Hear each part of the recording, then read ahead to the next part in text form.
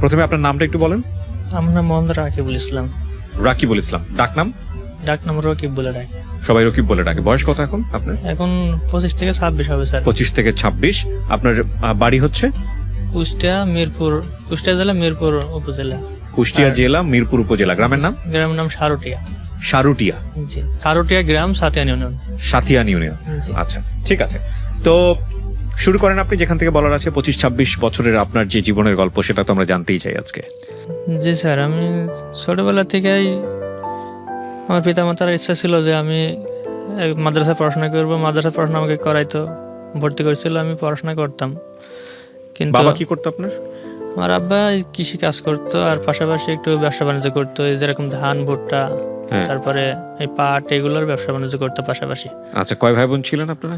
আমরা 2 ভাই বোন, আমি একা ভাই ছিলাম, আর আমার 5 বছরের বয়সে ছোট আমার একটা বোন ছিল। এক ভাই এক বোন ছিল? জি, এক ভাই এক বোন। তারপর বর্তমানে এখন একটা ভাই হয়েছে আমার। বর্তমানে আরেকজন হয়েছে? জি স্যার।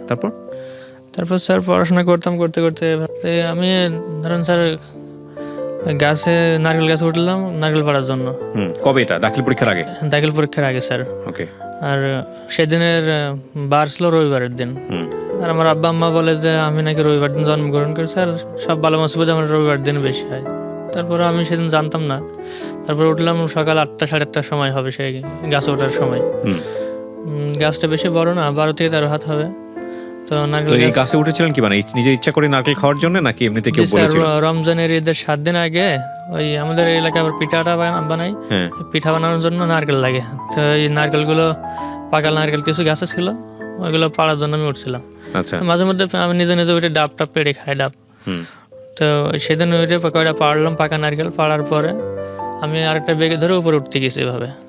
আর কিভাবে আমার যে বেগুটা খসে পড়ে গেলাম, মানে বেগু হাতে করে আমি পড়ে গেছি। আমার বেগু মানে হচ্ছে ওইটা ডালের? জি, ডালা। একটা যে পাতা বের হয়, ওই পাতার কথা বলতেছেন? ও তো ডাব গাছে তো আর ডাল হয় না, ওর পাতাগুলোর কথা বলতেছেন আপনি? জি। আচ্ছা, তারপর? ওই বেগুটা ধরে স্যার আমি একটু মনে করলাম উপরে উঠে একটু উপরে বসে বসে নারকেলগুলো পারবো।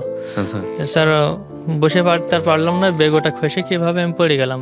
আমার শুধু ওইটুকু স্মরণ হয় যে আমার হাতটা বেগু সহকারে খসে গেল। তাছাড়া এদিকে যে আমার মেরুদণ্ড, বাদরে হাত, নিচে কোথায় পড়ছেন, কি অবস্থা, কিছু জানেন না? কিছু স্যার আমার জ্ঞান নেই, কিছু নেই, কোনো বোধ শক্তি নেই। তারপর জ্ঞান ফিরলো কখন? জ্ঞান ফিরলো স্যার ঢাকাতে, সঙ্গে সঙ্গে নেওয়া হলো পঙ্গু হাসপাতালে। এখানে আনার মানে সকালে 8:30টার সময় এই ঘটনা, 8:30-9টার ভিতরে। আর আমার জ্ঞান ফিরছিল স্যার সন্ধ্যার সময়। আচ্ছা, তারপর? সারাদিন আমি অজ্ঞান অবস্থা। তারপরে স্যার ডাক্তারের কাছে এখানে হাসপাতালে এনে পরীক্ষা নিরীক্ষা করে দেখছে যে আমার মেরুদণ্ড, এই যে গিটে থাকে গিরাগুলো, 4 থেকে 5টা একেবারে ছুটে গেছে। আচ্ছা। আর এই পাজরের যে হাড়গুলো আছে, শুধু 3টা ভালো ছিল হাড়, সবগুলো খসে গেছিল। আর পেটের মানে আমি 2 ভাঁজ হয়ে গেছিলাম। আমি মানুষ তো এরকম, মানুষ তো লম্বা একটা মানে 60 থাকে, কিন্তু আমি 2টা হয়ে গেছিলাম। আমার ভাঁজ মানে বেঁকা হয়ে গেছিলাম। তারপর? তো এটা স্যার এখানে আইনে ওনারা পরীক্ষা নিরীক্ষা করে বললো যে অনেকদিন থাকতে হবে, এটা ভালো হওয়ার কোনো আশা নেই। তারপরে পরীক্ষা নিরীক্ষা করে দেখছে যে ওর ভিতরে যে স্পাইনাল কর্ড বলতে একটা জিনিস থাকে, ওইটা নাকি ওই দিকে হচ্ছে কি শক্তি বাড়ায়, শক্তি থাকে পায়, সেটাও আমার ছিঁড়ে গেছে। তখন ধরেন এখানে আমাকে ফেলায় রাখলো প্রায় 15 দিন ঢাকা পঙ্গু হাসপাতালে। পঙ্গু হাসপাতাল থেকে এখানে ট্রিটমেন্ট আমাকে ভালো দিচ্ছে না এরা, শুধু একটু ওই 2 বেলা 2টা ট্যাবলেট দেয় আর এভাবে শোয়ায় রাখে বেডে। তা আমি তখন আমার আব্বা আম্মা বা আত্মীয়স্বজন যারা আছে তারা সবাই বললো যে এখান তো ট্রিটমেন্ট হচ্ছে না। তারপর গ্রামের লোকজন বলতে লাগলো যে ভালো একটা কবিরাজের কাছে নিয়ে যাওয়া হোক। তো বোকামো করে এমন একটা বুদ্ধির ফুল, এখান থেকে ধরুন আমাকে নিয়ে গেল রাজশাহী, শিকলা নামের জায়গা আছে একটা, রাজশাহীর দিকে শিকলা একটা বড় কবিরাজ আছে, সেই কবিরাজের কাছে নিয়ে যাওয়া হলো। কবিরাজের কাছে নিয়ে যাই, ধরেন কবিরাজ বললে গ্যারান্টি সহকারে আমি ভালো করে দেবো, ভালো করে। কবিরাজ বললো এটা? জি স্যার, এভাবে গ্যারান্টি নিল। নেওয়ার পরে স্যার আমি ওইখানে আমাকে এভাবে রাখা হয়েছিল 3 থেকে 3.5 মাস। 3.5 মাস, 3.5 মাস রাখার, শুধু আমাকে এভাবে মাঝে ফ্লোরে শোয়া রাখতো। আর ওই পায়ের আঙুল থেকে শুরু করে এই যে সারা দেহ, মানে এই পর্যন্ত গাছ বেটে, কি গাছ বেটতো তা জানি, বেটে তেনা দিয়ে নেকড়া দিয়ে সব বেঁধে এমন অবস্থা করেছিল আমার দেহটাই, মানে এখনো সব চিহ্ন আছে, ঘা হয়ে পচে পচে গোস্ত সব খসে পড়ে যাচ্ছিল। তো এইটা দেখে স্যার এমনই আমার বাপ মা কান্নাকাটি শুরু করলো, আর আমি তো দেখতেই পারছি না আমার যে কি কষ্ট হচ্ছে স্যার। মানে আমি তো মানে এই পাশ থেকে এই পাশে একটু কাত হবো, মানে কাত ফিরবো, কাত ফেরার মতো আমার শক্তি নেই, আমি শুধু ষাট হয়ে পড়ে আছি। আহা। আর প্রসব পায়খানা তো আমার বিছানা হয়ে যাচ্ছে। আর আমার মুরব্বী একটা নানি আছে, সেই নানি আর আমার মা আমার প্রসব পায়খানা অনবরত মানে পরিষ্কার করতে আছে। আর আর কারণ যে অবস্থায় তখন ওই তখন আপনি দাখিল পরীক্ষা দেননি, মানে বয়স হচ্ছে আপনার 15 বছর, 14 থেকে 15 বছর। জি, তারপর তখন দাখিল পরীক্ষা দেয়নি আমি। তখন আমার দেহর অবস্থাতে খারাপ দেখে আমাকে নিয়ে চলে আসলো এখান থেকে। রাজশাহী মহানগর ক্লিনিক আছে একটা, মহানগর ক্লিনিকে আনলো। আনার পরে ধরেন ওইখানে আমাকে অনেক দিন ধরে ড্রেসিং করা হইলো, 1.5 মাস একটু বেশি হবে ড্রেসিং। শুধু ওই ডাক্তার কবির নামের একটা ডাক্তার আছে, উনি আমাকে শুধু ড্রেসিং করে করে মানে ঘাস মানে একটু গোস্ত পূরণ হইতো, সেই গোস্তটা আবার কেটে কেটে ফেলে দিত। আমার তো ব্যথা বেশি লাগছে না, আমি শুধু চোখে দেখছি আর চোখ দিয়ে পানি ঝরঝর করে পড়ে যাচ্ছে। মানে আপনার ব্যথা বেদনা লাগছে না কেন? এটা এই নাভির নিচ থেকে আমার সারা মানে এদিকে সবই অবাস, এদিকে মানে আপনি যদি কোপ দিয়ে টুকরো টুকরো করে কেটে ফেলেন তবে এখন পর্যন্ত ব্যথা লাগে না। তো এই নাভির নিচ থেকে মাংস কাটতেছিল?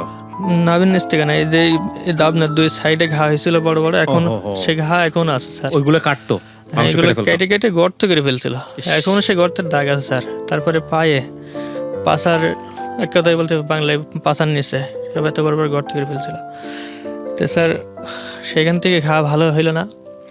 ওইখানে এভাবে বেড ভাড়া নিত প্রতিদিন, ওই সময় 500 টাকা প্রত্যেকদিন বেড ভাড়া নিত। তারপরে এই করে আরও ওষুধ পানি যা লাগতো, ধরুন যে অনেক টাকা ওইখানে খরচ, আমার ঘা সাইল না তবু। তারপর আনা হলো আমাকে শেখ মুজিব মেডিকেল বিশ্ববিদ্যালয়, এখানে এই হাসপাতালে ঢাকাতে। এখানে এনে ধরুন যে এখানে সাকিব স্যার আছে, ডাক্তার নাম ডাক্তার সাকিব স্যার, তিনি আছে আমাকে অনেক দিন ধরে ট্রিটমেন্ট করলো। তো আস্তে আস্তে দেখা যায় যে আমার ঘাগুলো সব শুকায় যাচ্ছে।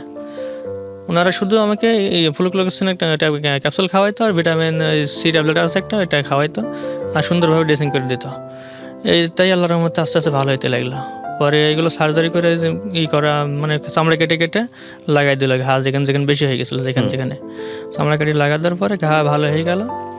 তো তখন ধরেন ওই যে আমার মেন সমস্যা, এটার কিন্তু চিকিৎসা হয়নি। মেন সমস্যা বলতে? মেন সমস্যা যেগুলো হাড় খসে আছে, ভাঙে চুরমার হয়ে আছে দেহের ভিতরে, এই অবস্থায় কিন্তু আমাকে একটা বছর এভাবে আমাকে পথে পথে আমার আব্বা আম্মা নিয়ে বেড়াচ্ছে। আচ্ছা আচ্ছা। ঢাকা পঙ্গু থেকে রাজশাহী থেকে আবার মহানগর শিগলায় গেলাম দ্বিতীয়বার কবিরাজের কাছে। তারপরে আসলাম মহানগর ক্লিনিকে, তারপরে আসলাম পিজি হাসপাতালে এখানে।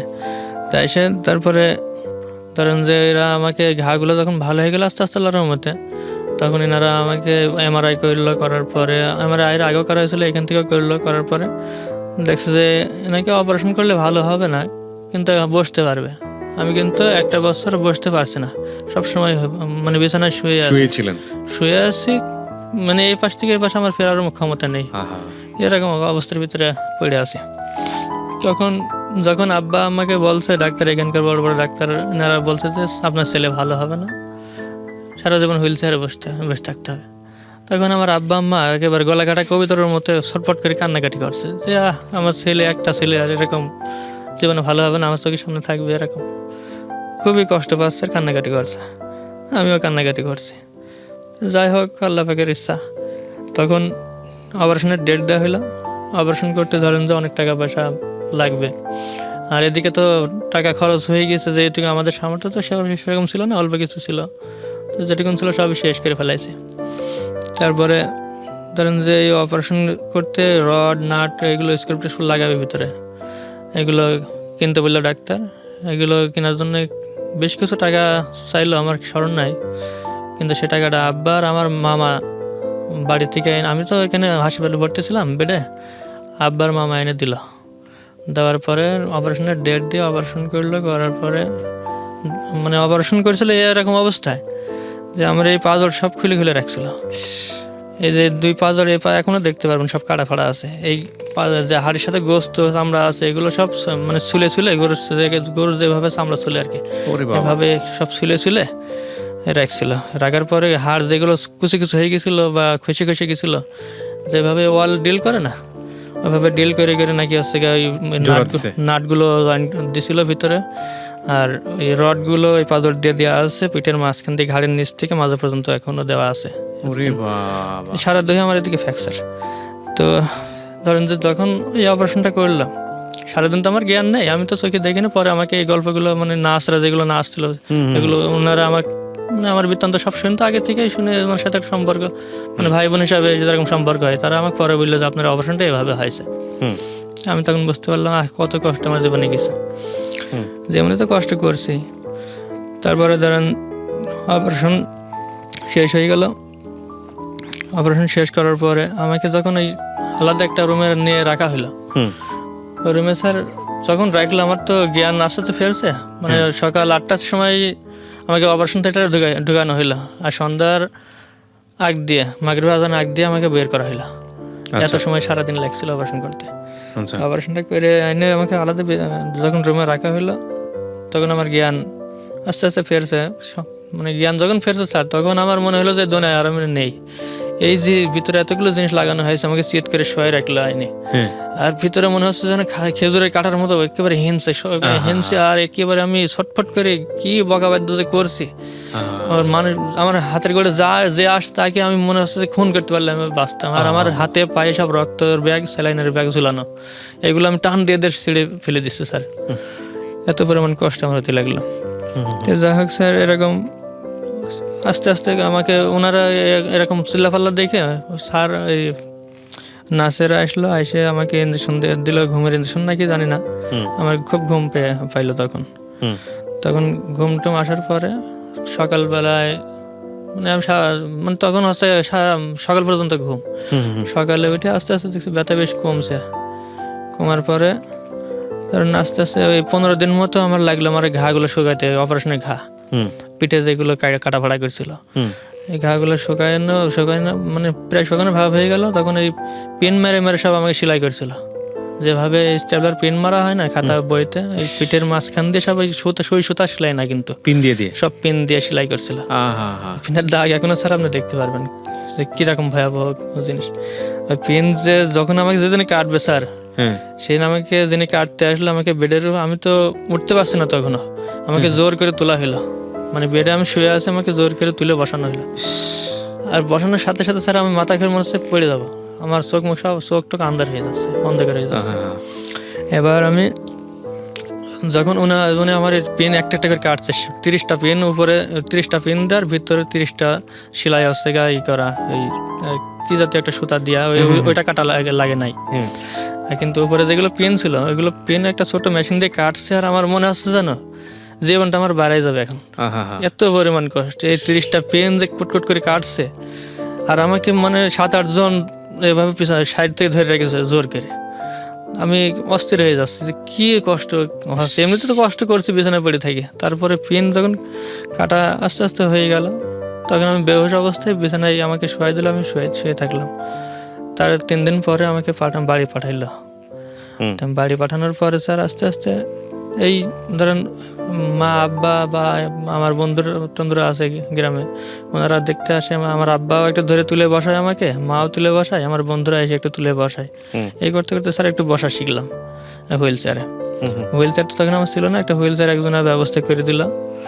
তো ওই হুইল চেয়ারে আমাকে বসা শেখানোর পরে ধরেন আমি বসতে পারি, কিন্তু হাঁটা চলার জীবনে আর শক্তি ফিরে পালাও না, আর পাবো না, এরকম ডাক্তার বলে দিছে। কিন্তু তখন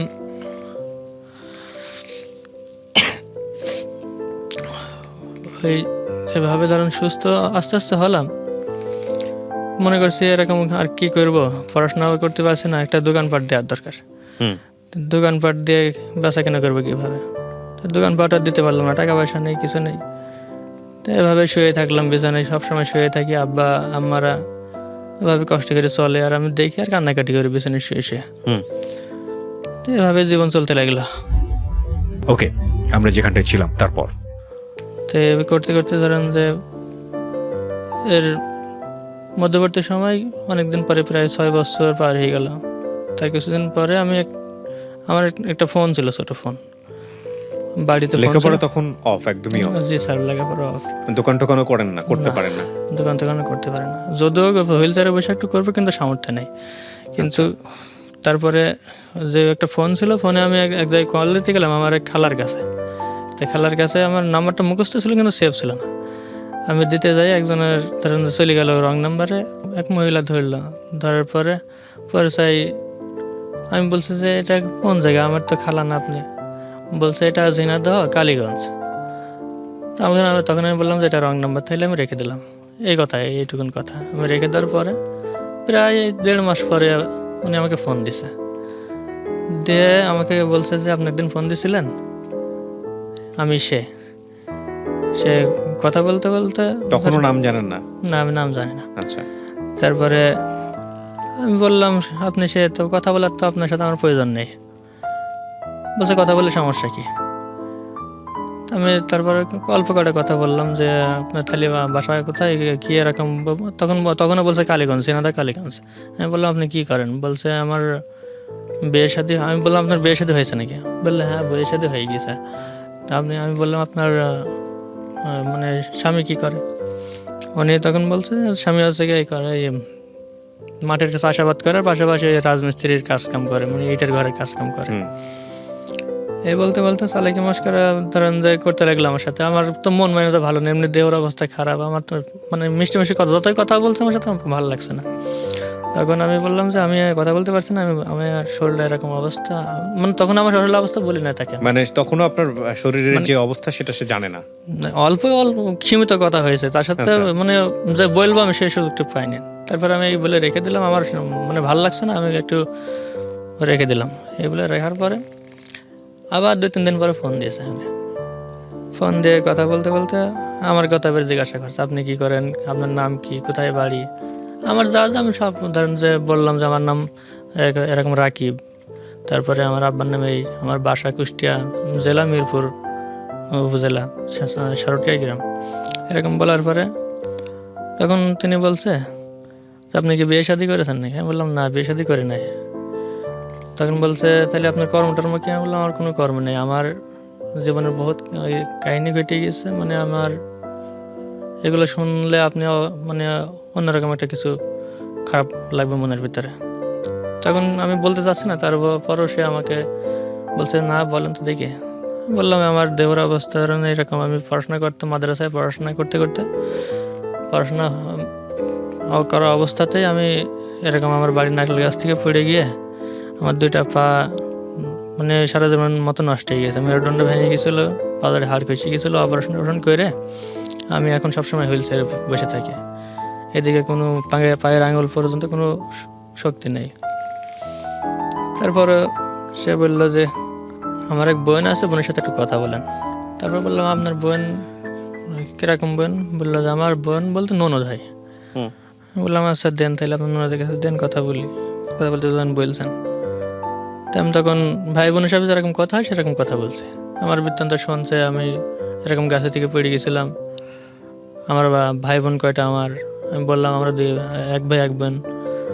তারপরে আর্থিক অবস্থা কীরকম? বললাম আর্থিক অবস্থা এরকম ভালো না, সবই বলতে লাগলাম। তারপর আমার করুণ কাহিনী যত আমি মানে খুঁটিনাটি সব বলতে থাকি, তত দেখি যে তার মায়া হয়। আমি যে মহিলা আপনার সঙ্গে কথা বলে, মহিলা ততদিনে নাম জানতে পারছেন ওর? হ্যাঁ, নাম জিজ্ঞাসা করছি, নাম বলছে লিমা। মানে লিমার অনেক মায়া হচ্ছে আপনার প্রতি? হ্যাঁ, খুব, মানে আমার এই বৃত্তান্ত শুনে খুব মায়া হচ্ছে। তারপরে বলছে আপনার সাথে যদি আমি নিয়মিত কথা বলি আপনার কোনো সমস্যা আছে? আমি তখন বললাম সমস্যা আর কি, আর কথা বলতে গেলে টাকার প্রয়োজন, আমি তো সবসময় ফোন দিতে পারবো না, আপনার ফোন দিয়ে আপনি যদি কথা বলতে চান আপনি ফোন দিন। তো উনি মাঝে মধ্যে ফোন দেয়, মিস কলও দেয়। তারপরে এভাবে কথা বলতে বলতে সে আমাকে এক পর্যায়ে বলছে যে আপনার যে দেহর অবস্থা, আপনি তো অনেক কষ্ট করছেন, আমি যদি আপনার এত কষ্ট মেনে নিয়ে আপনার যদি জীবন সঙ্গী হতে চাই, আপনি কি মেনে নেবেন? সেই প্রস্তাব দিয়েছে আপনাকে? হ্যাঁ। আচ্ছা। তারপরে আমি অবাক হয়ে গেলাম, দেখি বলে কি, দেখে নাই, জানে নাই, শুনে না, দেখে না, শুনে নাই। আমি তারপরে বললাম আমাকে তুমি তো দেখেছো কোনোদিন? বলছে না। আমার বিষয় ভালো করে জানো কোনো তুমি? আমি যে মুখে বললাম তুমি কি বিশ্বাস করলে বা তুমি কি জানো? আমাকে তখন বলছে হ্যাঁ, আপনি যা মুখে বললেন আমি হুবহু তাই বিশ্বাস করলাম যে আপনি এরকম অবস্থার মানুষ, আপনি সবসময় হুইল চেয়ারে বসে থাকেন, আপনার মানে পায়ে কোনো শক্তি নেই, মাথার থেকে কোনো শক্তি নেই, মরার দিকে অবস্থা। তারপরে আমি বললাম, তখন প্রশ্ন করলাম যে এত কিছু মানে দেখছেন, মানে জানার পরেও আমাকে কোন কারণে জীবন সঙ্গী করবেন, আমার পাশে কোন কারণে থাকবেন? তখন বলছে যে আপনার সেবা যত্ন করে যদি আল্লাহ পাক আমাকে এই দুনিয়ার এই কষ্টের বদলতে আখেরাতে জীবনে যদি একটা সুখ শান্তি দেয়, ওইটাই আমার কাছে বড় কিছু। আর ওই জীবনে আপনি নিয়ে আমি ওই চিরস্থায়ী জীবন থাকতে চাই। তখন আমি বললাম, এই পাগলামো কথা বললে তো হবে না, আমার বাড়িতে আসতে হবে। যদি এতই ভালো লাগে আর আমাকে যদি এত সেবা যত্ন করে আমার জীবন সঙ্গী হওয়ার ইচ্ছা থাকে, আমি মুখে তো বললাম আপনার কাছে, আপনি আমার বাড়িতে আসেন। তখন পর্যন্ত কি উনি জেনেছে যে বিয়ে করা বা সংসার ধর্ম করতে গেলে শারীরিক সক্ষমতার যে ব্যাপারটা থাকে? আপনি নিশ্চয়ই আমার প্রশ্নটা বুঝতে পারছেন। জি জি, আমি এটাও বলেছি। হ্যাঁ, আমার যে শারীরিক একটা মানে ক্ষমতা, হ্যাঁ, যে প্রসঙ্গে যে ক্ষমতা, পুরুষত্বের যে ক্ষমতা, এটাও কিন্তু আমার নেই। এরকম খোলামেলা তাকে অনেক কিছু বলেছেন। মানে বিষয়টা হচ্ছে, দর্শক আপনারা বুঝে নেবেন, ওনার আসলে কোমরের নিচ থেকে পায়ের আঙ্গুল পর্যন্ত কোনো অনুভূতিই নাই। এবং উনি আমাকে দেখাচ্ছিল, আমি দেখাবো আপনাদেরকে ভিডিওতে, ওনার এই নিচের অংশে উনি যে কাপড় পরিধান করে আছেন তার নিচে বেশ কয়েকটা পাইপ আছে। এই পাইপগুলো দিয়ে ওনার আসলে মলমূত্র যায়। আমি কি ঠিক বলেছি? জি স্যার। আচ্ছা, তার মানে বিষয়টা হচ্ছে যে ওনার আসলে এই পাইপটা আপনার শরীরে কত বছর যাবত ঢোকানো আছে? এটা 9.5 বছর আছে। 9.5 বছর যাবত এই পাইপটা চেঞ্জ করতে হয় নাকি? হ্যাঁ, প্রতি 25 দিন 20 দিন 1 মাস পর পর বার্থডে ক্যাসেটার বলা হয়। মানে এটা কি ইউরিন পাস করার জায়গাতে লক করা আছে? জি স্যার। এটা শুধু ইউরিন পাস করা ছাড়া আর কোনো ধরনের কোনো ক্ষমতা নাই এটা? না স্যার। ও মাই গড, আল্লাহু আকবার। এটা আর কোনো ক্ষমতা নেই। এটা আপনি ওনাকে বললেন যখন উনি আপনাকে প্রস্তাব দিচ্ছেন? আমি বললাম আমার এইসব ক্ষমতাও কিন্তু নেই। তখনও তো একই কথার পরে যে আপনি এত কষ্ট করতে পারছেন আপনার জীবন নিয়ে, আর আমি আপনার পেশা থাকি একটু আপনার সেবা যত্ন করি, একটু কষ্ট করতে পারবো না? আমি তখন ভাবতে লাগলাম, আল্লাহ তুমি হয়তো এরকম একটা মানে জীবন সাথে আমাকে হয়তো মিলা দিবা বা সেকে দেওয়ার একটা ব্যবস্থা করছো, এরকম একটা মনের ভিতর ধারণা আসছে। আবার মনের ভিতর হচ্ছে না, আমার জন্য একটা জীবনের মেয়ের জীবন নষ্ট হয়ে যাবে, এটা করবো না আমি। তো আপনি বললেন যে বাড়িতে আসতে? হ্যাঁ, আমি সময় তো ফোন বন্ধ করে রাখছি, সময় তো ফোন দিচ্ছি না। আবার এই করতে করতে আবার এক সময় বললাম যে বাড়িতে আসো। তো বাড়িতে এসে আমাকে দেখো, যদি এতই ভালো লাগে, এতই যদি সেবা যত্ন করার ইচ্ছা থাকে, আমার সাথে সংসার করবা বা এই দুনিয়ার জীবনে আছে সুখ শান্তি চাও না, আখিরাতের জীবনে সুখ শান্তি চাও, এটাই তোমার কাছে বড় কিছু। আমি বললাম তাহলে আমার বাড়ি আসো, তোমার আত্মীয়-স্বজনের সাথে করে দেখে দাও আমাকে। ওকে, আমি এই জায়গা থেকে প্রিয় দর্শক এবং শ্রোতা, যেই মেয়েটিকে নিয়ে গল্পটা হচ্ছে আমি তাকে ফোকাস করতে চাই। এই সেই লিমা। জি স্যার। লিমা, উনি এখন পর্যন্ত যতটুকু বলেছে সত্য বলেছে? জি, সত্য বলেছে। জি। মানে উনি আপনি যখন ওনাকে এরকম প্রস্তাব দিয়েছেন যে ওনার সঙ্গে থাকতে চান, তখন পর্যন্ত কি আপনি জানতেন যে ওনার শরীরে এই সমস্যাগুলো আছে? উনি ফোনে বলতো, কিন্তু তারপরেও বিশ্বাস হতো কোনো সময় বিশ্বাস হতো না। যে বলতো আমি বাজারে যাচ্ছি কিংবা দোকানে বসে আছি, তখন বিশ্বাস হতো না। আচ্ছা। কিন্তু সময়তে আবার বিশ্বাস হতো যে এরকম হতে পারে। আচ্ছা। তারপরে আমাকে একদিন আসতে বললো বাড়িতে। হ্যাঁ। আমার মা আম্মুর সাথে করে, খালুর সাথে করে, খালা আর একটা আপুর সাথে করে দেখতে আসলো। এসে সেদিনকে উনি বাড়ি ছিল না, আমাদের মানে লজ্জায় বিষয়, এই জন্য আমাদের দেখাবে না বিষয়, বাজারে চলে গেছে, দেখা করবো না। তারপর ওনাদের বাসায় গেলাম, গেলে ওনার আম্মা রান্না টান্না করলে উনি আবার বাজার থেকে বাড়ি আসবে সন্ধ্যাবেলা। আমরা খাওয়া দাওয়া করলাম, গ্রামের সকলেই বললো যে এরকম ওই ছেলেটা ওরকম। তারপরেও আমরা খাওয়া দাওয়া করে চলে আসি। তখন আমি আপুর বলছি যে আপু, যার জন্য দেখতে আসলাম তাকে যদি না দেখি তাহলে কি কামে আসলাম এখানে? তখন আমি আপুর বলছি যে একটু দেরি করো, যাতে। মানে আপনার আপু? জি। আপনার নিজের আপু? না, খালাতো বোনকে নিয়ে গিয়েছিলেন? আচ্ছা, তারপর? বলছি আপু, মাদের একটু বলো যে একটু হালকা একটু দেরি করে, যাতে বাজার থেকে আসলে মানে আমরা দেখা করে চলে যেতে পারি। আচ্ছা। তারপরে ওনার কাছে ফোন দিচ্ছি, ফোন দেওয়ার পরে আর কি বলছে আসি সন্ধ্যা লেগে যাচ্ছে, আমরা আবার বাড়ি আসবো। তারপরে আসলে দেখা করলাম, দেখে টেকে আমরা চলে আসলাম। তো যখন দেখলেন তখন তো জানলেন যে আসলেই বাস্তবই হচ্ছে এনার এই অবস্থা? দেখার পরও মারা সবাই বললো যে এখানে বিয়ে দেবো না, করতে হবে না। তারপরে চলে গেলাম বাড়িতে। প্রথম দেখাতে কথাবার্তা হয়েছিল ওনার সঙ্গে? কি কথা হয়েছিল রকিব ভাই প্রথম দেখাতে? কথা হয়েছিল, উনি আমাকে বলে গেল যে আলাদাভাবে আমার কাছে আসলো, মানে আলাদাভাবে কথা বলছে আমার আব্বা আম্মা যদি নাও দেয় বিয়ে, আমি তবু তোমার এই অবস্থা থেকে তোমাকে আমি বিয়ে করবো। আচ্ছা। আমি তখনও তাকে বুঝালাম, না তুমি বিয়ে করো না আমার সাথে, তুমি তোমার আব্বা আম্মা যেটা বলে সেটাই করো। তো আপনি এরকম জেনে শুনে আগুনে ঝাঁপ দিচ্ছিলেন কেন? মানে প্রয়োজনটা কি ছিল? প্রয়োজনটা মানে প্রথমে ফোনে কথা এই যে বলতে আমার বলতে কষ্ট ভালো দেখে। লেগেছে, প্রেম করেছি ধরেন, হ্যাঁ। করার পর প্রথম প্রেম করেছি এই কারণে আর কি ওনার কষ্টের কথা সব শুনেছি, শুনে আমার খুব কষ্ট লেগেছে। এই কারণে ভেবেছি যে ওনার সাথেই জীবন সঙ্গী করে সারা জীবন থাকবো। কিন্তু মেয়েদের তো একটা স্বপ্ন থাকে মা হওয়ার, মেয়েদের একটা স্বপ্ন থাকে সংসার হবে, বাচ্চা কাচ্চা হবে। সেটা স্বপ্ন থাকে, তারপরও এই প্রশ্নটা নিশ্চয়ই আপনার ফ্যামিলিতে অন্য কেউ আপনাকে করছে, সবাই বুঝাইছে করছে, নিশ্চয়ই। বোঝায়, এখনো বোঝায়, তারপরেও আমি অতটা শুনি না। ওই সময়টাতে আপনি শোনেন নাই? ওই সময়ও শুনি না, এখনো এখনো বাড়িতে গেলেই শুনি। আমাকে আসতে দিতে চায় না। ভাই আছে, আব্বু আছে, মা আছে, বলে যেতে হবে না ওখানে, এখনো চলে আসলে ভালো জায়গায় বিয়ে হবে। আমরা একটু আপনাদেরকে, প্রিয় দর্শক, আমরা জানি নিশ্চিতভাবেই যে আপনারা যে ভিডিওতে যতটুকু দেখতে পাচ্ছেন ততটুকুতে আসলে পুরোপুরি রকিবকে আমরা তুলে ধরতে পারিনি। তারপর কি হলো? উনি বলতেছিল বিয়ে করবে, তারপর আপনি কি করলেন? তখন আমি বোঝাই বাড়িতে পাঠাই দিলাম। আর আম্মা যে আসছিল আর কি, আম্মা, খালু, খালাতে বোন আসছিল। আমি বললাম বাড়িতে চলে যাও ওনাদের সাথে যাই, তারপরে ওনারা যা বলে সেটাই করা। চলে গেল তখন, বোঝানোর পরে চলে গেল। আর বাড়ি ভর্তি তখন একেবারে আমার মানে বাড়ি ভর্তি মানুষ, গ্রামের যত মানুষ সবাই অবাক চোখে দেখছে আমার এই বিষয়টা। মানে একটা মেয়ে ভালোবেসে হ্যাঁ, চলে আসছে, ভালোবেসে এগুলো চলে জেনে এসছে শুনে মোবাইলের মাধ্যমে। এক কথায় মেম্বার, গ্রামের মেম্বার, চেয়ারম্যান সহ সবাই চলে আসছে। চলে আসছে, এরকম অবাক একটা বিষয় দেখতে। তারপরে হ্যাঁ, সবাই মিলে বোঝালো, আমিও বুঝাইলাম যে তুমি চলে যাও। তো কানতে কানতে চলে গেল, এনে চলে গেল। যাওয়ার পরে মনে হয় 12 দিন কি 13 দিনের মাথায় আবার উনি একা একা চলে আসে আপনাদের বাড়িতে। হ্যাঁ। আমরা যেখানটায় ছিলাম তারপরে এসে এমনই তার কথা, এক কথা যে আমি যাকে জীবনে একবার ভালোবেসেছি তাকে আমি বিয়ে করবো। তার অবস্থা এরকম তো আমি দেখলাম, আমার বাপ মা দিবে না, বাপ মা না দেওয়ার পরও আমি তাকে বিয়ে করব। তো তখন ধরেন আবার ওরকম মানুষ গুছাইলো সব বাড়িতে। তো সেদিন আরও বেশি মানুষ এলো। তো পুনরায় আবার সে মেয়ে চলে আসে, কি ব্যাপার, আল্লাহ পাকের কি একটা কারিশমা চলছে এর ভিতরে। এরকম একটা জীবনের, আমার যে জীবনের অবস্থা, দেহের অবস্থা, এই অবস্থা থেকে কোনো মেয়েকে আসে বিয়ে করতে? এরকম ভালো ছেলে দেখলেও তো এরকম অবস্থা মানে পুনরায় আবার আসতে চায় না। প্রেম এমন জিনিস। তারপরে সে আইসে বলছে যে বিয়ে আমি রাকিবের বাড়িতেই করব। তার বাড়িতে করে তার বাড়িতে সারা জীবন থাকবে, এখান থেকে দরকার আমার বাপ মার বাড়ি আর কোনোদিন যাবো না। আমার বাপ মা যদি আমাকে ত্যায্যপুত্র করে তাও আমি মেনে নেবো। এটা লিমা বলতেছে? লিমা বলছে, আমার স্ত্রী বলছে। ওকে। তো তখন ধরেন যে কি করা হবে, আর তখন গ্রামের লোকজন তো আর কেউ পারলো না তার সাথে, তার কথার উপরে আর কোনো কারোর কথা চলছে না। এবার মন্ডল মাতব্বার আমি সবাই মিলে বোঝাবার কোনো কাজ হলো না। তখন কি হলো, মোল্লা দেখে কাজে ডেকে বিয়ে দেওয়া হলো। কত সালে এটা? এইটা 17 বলছিল না, 17 সাল চলছিল। 2017 সালে 17 সাল বিয়ে করলো আপনাদেরকে? 17 কিছুদিন সালে। পর 18 সাল পড়েছিল। আচ্ছা, 2017 সালের শেষের দিকে বিয়ে হলো আপনাদের? জি।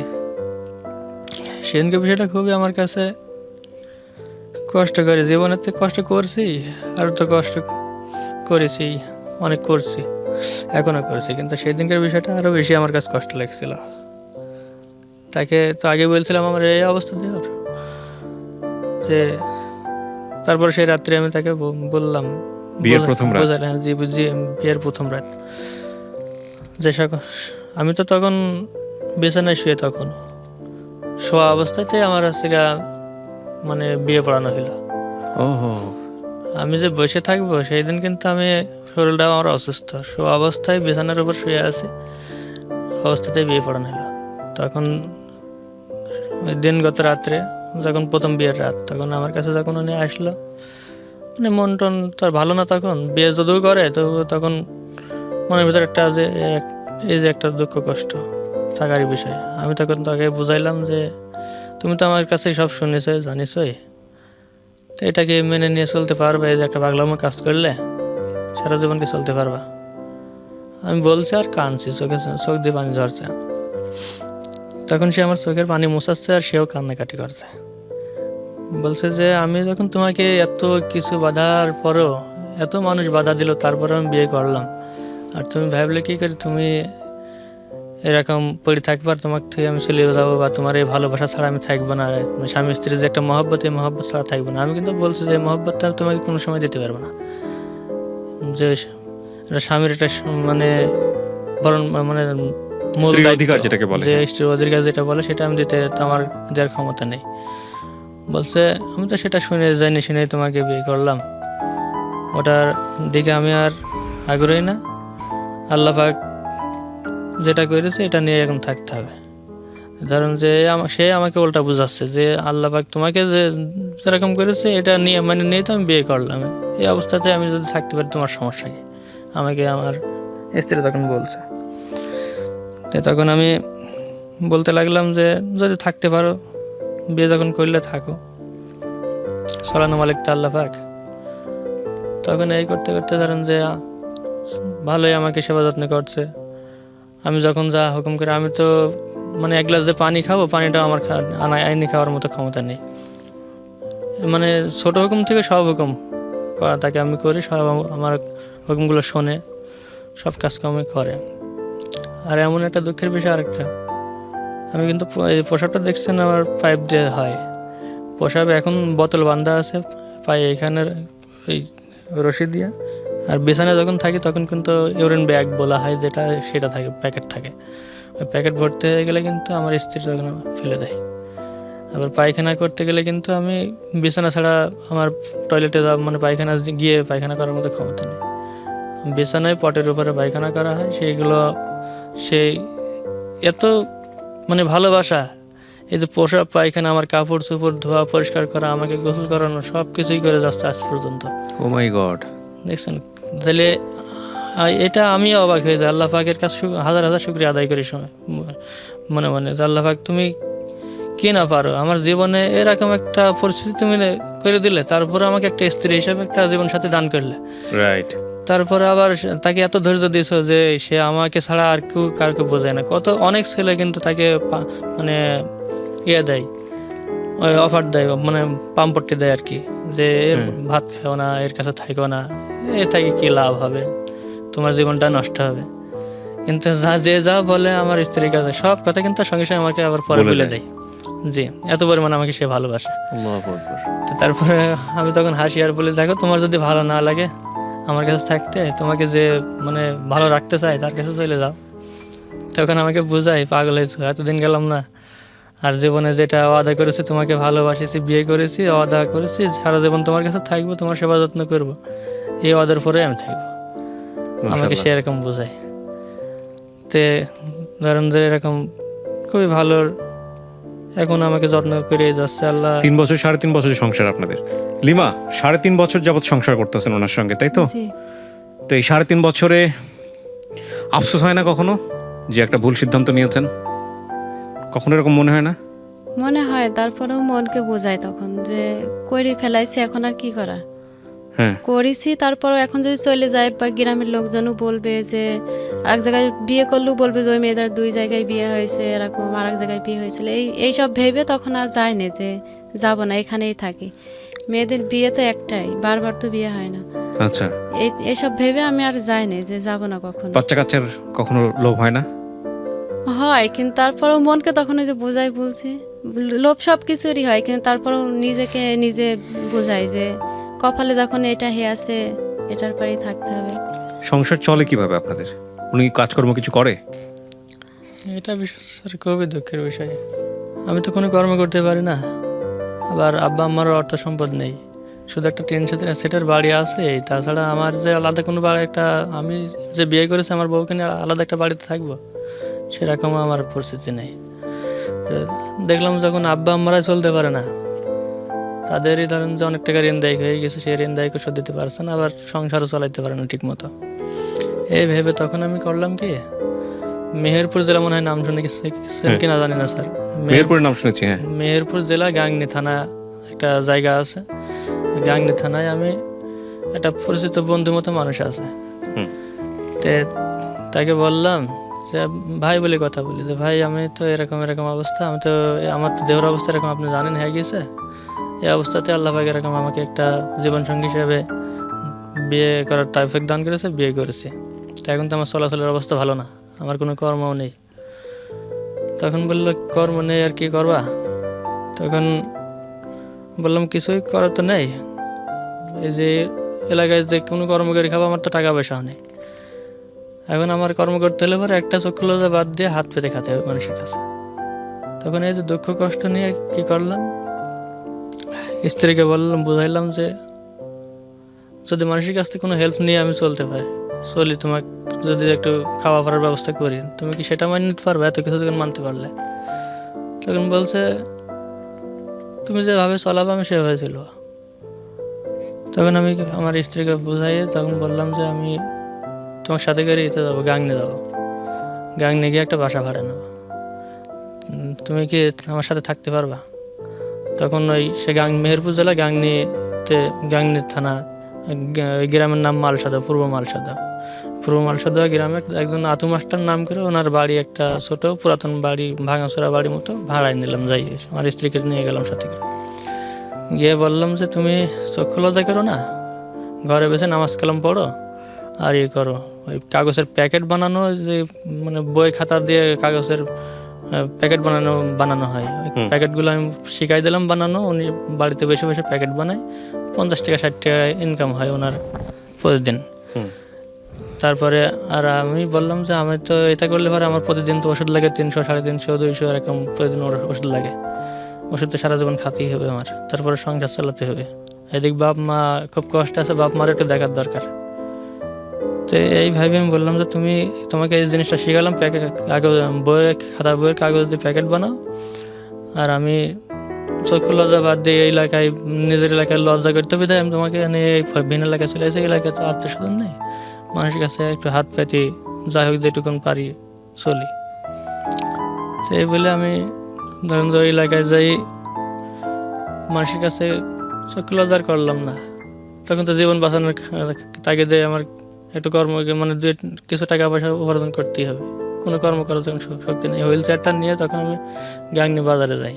বাজারে একটা বড় মসজিদ আছে 5 তলা, মসজিদে ইমাম সাহেবকে বললাম যে আমার এই বিষয় হুজুর, তো একটা আমার জন্য কি ব্যবস্থা করতে পারেন দেখেন।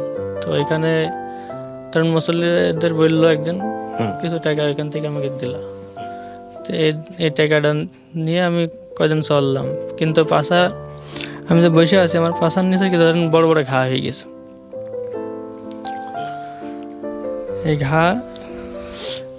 ঘা হয়ে গেছে, ঘার জন্য কিন্তু আমি মানে ঘা আগে থেকেই ঘা ছিল, কিন্তু মাঝে কিছুদিন ভালো হয়ে গেছিল, আবার হয়েছে। এখন এই ঘাটা 1.5 বছর হয়ে গেল। তাহলে আমি যদি একদিন একটা মানুষের কাছে হাত পাততে যাই, মানে সাহায্য নিতে যাই, আর 7 দিন আমার বসে থাকতে হয় বিছানায়। মানে একদিন বসলে পরে ঘা যে গর্ত করতে হয় হাড়, মানে পিছনে আপনি দেখলে পরে অবাক হয়ে যাবেন, পাশার নিচের গোস্ত বলতে আর নাই, যে বসে আছে ওইখানে সব গর্ত হয়ে গোস্ত খসে পড়ে গেছে। মানে মানুষের কাছে হাত পাততে গেলে বসে থাকতে হয়, বসে থাকতে আপনার ক্ষতি হয়, থাকতে মানে ঘাগুলো আরো বেশি হয়ে যায়। এই কারণে আমি একদিন যদি 200-400 টাকা 500 টাকা হয় ইনকাম হয়, তো এই টাকাটা আইনে আমি 1 সপ্তাহ মতো চলি। এই টুকটাক করে মানে ওষুধ যদি আমার লাগে 3 বার, আমি খাই 1 বার, যদি 2 দিন গুছাতে না পারে 2 দিন খাইনি, এরকম ধরেন চলছে। এবার কি করবো, এর ভিতর থেকে তো বাপ মাকে একটু টানার চেষ্টা করি, কিন্তু হয় না, নিজেই চলতে পারিনি। আপনার বোনটার বিয়ে হয়ে গেছে? জি, বোনটার বিয়ে হয়ে গেছে। বোনটার বিয়ে হয়েছে আমার এই দুর্ঘটনার 3 বছর পরে। তার মানে আপনার সংসার এভাবেই চলে, এই মানুষের কাছে কিছুদিন হাত পেতে, আর উনি ঠোঙ্গা বানায়? যে তারপরে হ্যাঁ ঠোঙ্গা বানায়, এভাবে ধরেন তার 50-60 টাকা হয়, আর আমার এই হাত পেতে ধরেন যে 50 যাই মানে হয়, একদিন যদি 400-500 টাকা হয়, এই 1 সপ্তাহ মতো চলতে হয়। কিন্তু এখনো কিভাবেই চলছে? এখন এইভাবেই? না স্যার, এখন এটা আমি পারছি না। এখন কি করেন তাহলে? এখন বর্তমানে আমার দেহ ধরুন যে প্রসবের যে নল দেখলেন, নল দিয়ে রক্ত ঝরছে মাঝে মধ্যে, আর এই ঘাড় জন্য আমি বসে থাকতে আর পারছি না, সবসময় এখন শুয়ে থাকেন? মানে আপনার মানুষের কাছে হাত পাতার কোনো সুযোগ নেই? এখন আর কোনো আমার কর্মই নেই। আর আপনার ওয়াইফ কি করে? এখন উনি বাড়ি বসে যে প্যাকেটটা বানায়, তো প্যাকেটটা বানাচ্ছে, ওইটুকু আমিও একটু হেল্প করছি, তাতে দিন 80-90 টাকা, 100 টাকা, 110 টাকা এরকম হয়। এই দিয়ে আপনাদের খুব কষ্টে, মানে বাড়ি ভাড়াটা সময় দিতে পারি না, 3-4 মাস বাড়ি ভাড়া বাকি পড়ে আছে। এখন কি বলবো স্যার, চলার আমার কোনো না। আপনার কিছু বলতে হবে না, আপনার হয়ে আমিই বলে দিব। প্রথম কথা হচ্ছে এটা, কারণ আপনার এই ভিডিও দেখে অসংখ্য মানুষ আপনাকে হেল্প করতে চাইবে, এবং আমি চাই সেই রাস্তাটা আপনার জন্য ওপেন থাকুক। বিশেষ করে আপনার ওয়াইফ যেটা করেছে, এটা আমি জানি না, আমার এত দিনের অভিজ্ঞতার জায়গা থেকে আমি বলতে পারি, আমি এই ধরনের ঘটনা কখনো আমি পাই নাই। আহা, কি অসাধারণ! আপনি আপনার সাথে যোগাযোগ করার কোনো রাস্তা আছে, কোনো নাম্বার কি আছে? একই সাথে ওই নাম্বার বিকাশ করা বা নগদ করা এরকম কোনো কিছু কি আছে? বিকাশ করা আছে স্যার। এটা কি আপনার নিজের নাম্বার? জি স্যার। আপনার নামে রেজিস্ট্রেশন করা? জি স্যার। আচ্ছা, নাম্বারটা একটু বলেন আপনি। নাম্বারটা 01762 01762 210 748। 210 748। জি স্যার। 01762 210 748। এটা বিকাশ করা? জি, এটা বিকাশ করা। শুধু বিকাশ? শুধু বিকাশ করা। এবং এই নাম্বারটা আপনার নাম্বার? জি স্যার। আর কোনো নাম্বার নাই এছাড়া? অন্য নাম্বার আছে, বিকাশ টিকাশ করা নেই স্যার। আচ্ছা, আপনার ওয়াইফের কোনো নাম্বার বিকাশ করা বা নগদ করা? কোনো মোবাইল টোবাইল নেই। মোবাইল নাই, তার মানে আপনাকে যদি হেল্প করতে চাই তাহলে এই নাম্বারে যোগাযোগ করতে জি হবে। স্যার। প্রিয় দর্শক এবং শ্রোতা, এটা অত্যন্ত আনন্দদায়ক একটা ভিডিও এবং একই সাথে এটা খুবই বেদনাদায়ক একটা ভিডিও। আমি আমার লাইফে এরকম গল্প কখনো শুনিনি। আসলেই আমাদের চারপাশে এত অসাধারণ মানুষ আছে। চলেন আমরা সবাই মিলে একটু চেষ্টা করি এই পরিবারটার জন্য। এই বিশেষ করে লিমা যেই স্যাক্রিফাইসটা করেছে, এটা একটা অসাধারণ স্যাক্রিফাইস এবং এটার একটা প্রাপ্য সম্মান আমাদের সবার দেওয়া উচিত। একই সাথে রকিব যে যুদ্ধ করে সামনের দিকে এগোচ্ছে, সেখানে আমাদের সবার সহযোগিতা করা উচিত। এখানে একটা বিষয় খেয়াল রাখবেন, রকিবের মুখে আপনারা যে ফোন নাম্বারটি শুনেছেন, এটা রকিবের নিজের নাম্বার। আমি বারবার ওকে জিজ্ঞেস করেছি। আর যে ব্যাঙ্ক অ্যাকাউন্টটা ও দিতে চাচ্ছিল, সেই ব্যাঙ্ক অ্যাকাউন্টে কিছুটা কনফিউশন অ্যারাইজ হয়েছে, যেটা ওনার মায়ের নামে। তো অ্যাকাউন্ট নাম্বার 2015 অথবা 16 সালে খোলা, ওর ব্যাংকের চেক দেখে আমি যেটা বুঝলাম। এবং সমস্যা হচ্ছে যে অ্যাকাউন্ট নাম্বারের চেক বইয়ের পাতার উপরে একটা, ভেতরে একটা, এবং দুটো নাম এবং একটা নাম কেটে দেয়া। সো এই কনফিউজ অবস্থা, এবং বুঝতেই পারছেন যে ওরা প্রিপারেশন নিয়ে আসেনি এখানে, মানুষের কাছে হেল্প চাওয়ার জন্য আসেনি ওখানে। তো এই কনফিউশন অবস্থায় আমি অ্যাকাউন্ট নাম্বারটা আপনাদেরকে বলতে পারছি না, ব্যাঙ্ক অ্যাকাউন্ট নাম্বারটা। তো শুধুমাত্র ওর সাথে যোগাযোগ করার জন্য একটাই মাত্র নাম্বার, যেটা আমার ভিডিওর কোনায় দেওয়া আছে, এবং একই সাথে আপনারা হচ্ছে ওর মুখেও শুনেছেন। তো আমি বিশেষভাবে বিনীতভাবে আপনাদেরকে অনুরোধ করতে চাই, যারা ওকে অর্থ সাহায্য করতে চান, এই নাম্বারটি বিকাশ করা আছে এবং এই অর্থ সাহায্য খুব অল্প পরিমাণেই ঢুকবে। আপনারা জানেন বিকাশের একটা লিমিট আছে। তো এর বাইরে যারা ওকে সাহায্য করতে চান, আমি আপনাদেরকে বিনীতভাবে আবারও বলছি, বিনীতভাবে রিকোয়েস্ট করছি, একটু সময় নিয়ে, হয়তো প্রথম 1 সপ্তাহ 2 সপ্তাহ খুব চাপে থাকবে, সবাই ফোন করবে, একটু সময় নিয়ে আপনারা ওকে কল করবেন এবং তারপরে ওর কাছ থেকে ইনফরমেশন নেবেন যে কিভাবে আপনারা টাকাটা পাঠাতে পারেন। আমরা সবাই মিলে যদি ওর একটু হলেও, মানে একটু ভালোভাবে বেঁচে থাকার ব্যবস্থা করে দিতে পারি, মানে এটা আমাদের সবার করা উচিত। আমার আর কিছু বলার নাই। সবাই মিলে একটু এই চেষ্টাটুকু করি আমরা, চলেন সবাই। যদি আপনারা ওর সম্পর্কে আরও কোয়েরি করতে চান, ও যে ঠিকানা বলেছে, ওর গ্রামের ঠিকানা, বাড়ির ঠিকানা আছে, আমরা সেখানে যাইনি, আপনারা ওখানে কোয়েরি করুন। একটা মানুষের আসলে এইরকম ভিডিওতে দেখার পরে আর কি কোয়েরি করতে হয় বলেন? সো এটা আপনারা কোয়েরি করতে পারেন, প্রয়োজন চাইলে কোয়েরি করে আপনারা ওর জন্য কিছু ব্যবস্থা করতে পারেন। খুবই মানবিক একটা ভিডিও এবং একই সাথে আমাদের কিছু করার মতো একটা ভিডিও। সো আমি সবাইকে বিনীতভাবে রিকোয়েস্ট করছি যে অন্তত ওর কিছুদিন ভালো থাকার ব্যবস্থা যেন আমরা করে দিতে পারি।